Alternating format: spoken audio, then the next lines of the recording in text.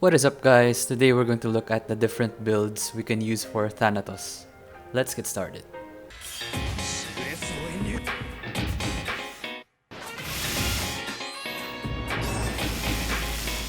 Before we get started, at the end of the video, please remember to like the video, subscribe to the channel, and hit that bell notification if it helped you in any way. Thank you for the support. Let's try and hit 2K subscribers next year. Thanatos has been out in our live servers for a couple of weeks already as the game's first hero class. Despite it having limited skills, there still are a number of builds we can do revolving around either PVE or PVP and the different sword forms that he has. Before we talk about the different builds, we first need to discuss some things regarding his skills. All of this information is taken from either Idle Hands' videos on Thanatos, ROM's unofficial Discord, and or the skill descriptions themselves. So go check those out if you want to confirm. These are the 4 things we need to consider when building Thanatos.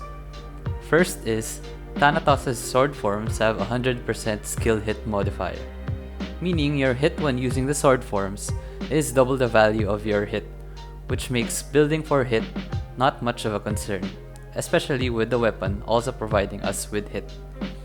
Second is that Thanatos' sword parry is 50% only for PvE. In PvP, the percentage will vary depending on your agi and the opponent's dexterity. Third is the sword forms use magic attack plus physical attack when computing for damage, but only physical attack scales with our size modifiers. And lastly is that Thanatos has high innate penetration. You get a plus 15% pen every time you cast a sword form, which stacks up to 3 times, and your demonic thrill skill also gives you additional 20% pen when activated. Alright, let's move on to the builds, but keep in mind that these builds assume that you have Dark Fate of level 7 for the best experience. First up, we have the PvE build. Thanatos really shines in PvP, but in my opinion, he is also pretty decent in PvE. Just less so for enemies with a damage cap. Basically, for this build, we ignore the magic attack part because we can't scale that with our size modifiers from our favorite card for PvE, Minoris. Currently, this is the build that I use for PvE, with a focus on damage on MVPs as well as damage on large monsters. For this setup, I activate Insight by depositing my Mino Star card and then wearing 2 Mino cards to get a high ignore defense. 200% is optimal. For the right side, use whatever headgears you have, but prioritize headgears with skill damage or damage MVP or melee if you have them. Honestly, it looks just like any other skill-based DPS's PvE setup, so you should be able to test it right away. Lex is a personal preference, but because Thanatos does 2 hits per sword form because of the heavy roll, and his damage increases exponentially, Lex is nice for that burst damage. For stats, you can dump almost all points into Strength and Int, then place the rest on Vit. I place a lot of points on Luck here because I have a Mastering Star card. As for skills, you just need to place points on all of the skills and you should be good to go. Runes wise, you should prioritize taking the ones with the second line unlocked to get your Dark Fate into level 7. Then for the attack extract of the Oracle Mirror, I just go with Claw, Bilge's Arm, or the Combustible Knife. Moving on to PvP builds, there are 2 commonly used setups for Thanatos.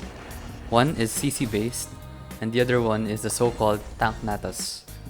Runes shouldn't differ that much from PvE, so I'll skip that part. Moving on to our CC build, here is my current setup. I have an Ignore Defense offhand because I can't use Insight anymore. I also now use Magic Attack plus Attack Ancient Equips because we aren't focusing on size modifiers that much. The different status effects we use for this build are Stun, Curse, and Freeze, which rely on Strength for the first 2, and Int for the last one. Because we invest on those stats, we get higher chances of causing those status effects, plus we also use 2 Wraith cards for even higher chance. I also have an Aura Spirit card in my offhand to increase damage to characters inflicted with status effects, and use Hydra cards on my weapon. If you have LOD cards, that should be the best in slot. For stats, we again invest in Strength and Int for the status effects. Ensure we have around 120 to 200 agi for parry to trigger a lot, and then place the rest in Vit with just enough luck for my Mastering Star card. For the Oracle Mirror, we now use Holgren's Refined Hammer to break the equipment of people without eggshells. We'll talk about the skill builds later because both are applicable to our CC build as well as our Tanknatus build. Moving on to the Tanknatus build, I'd just like to credit the person that unknowingly made the build popular, Friagne. It started off as a meme build but became viable because of Thanatos' exponential damage scaling. A lot of people have actually been sharing this image in the various GCs that I'm part of. So now you know that the source of that build is Friagne. I don't have this build currently set up, so let's just base it off this image. As you can see, there's just a focus on being tanky as hell, avoiding magic damage through magic flea as well. Finally, we get to talk about the different skill builds that we have. Aside from the normal phase 1 to phase 4, we also have phase 1 only skill builds, as well as a phase 1 plus phase 2 skill build. The only thing that you need to do to get either phase 1 or phase 1 and phase 2 skill builds is just not level up the next phases. Simple as that. I would recommend the phase 1 only skill build with a CC build for use in War of Imperium or in War of Crystals. Because of the wide AoE of the phase 1 skill, you get to hit a lot of people and cause a lot of status effects. Plus it's very spammable. Just keep in mind that phase 1 is restricted to 10 max targets. Moving on to the phase 1 and phase 2 skill build, I would recommend the Tanknatus build to use this skill build.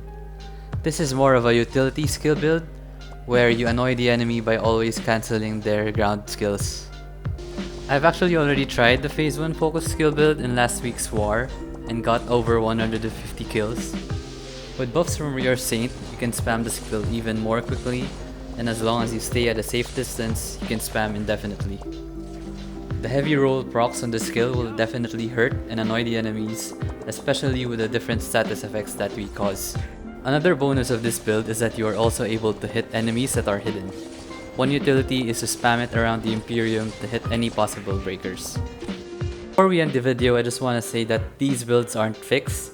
Of course, you can do hybrid builds or mixed builds. The important thing is just test it out and have fun.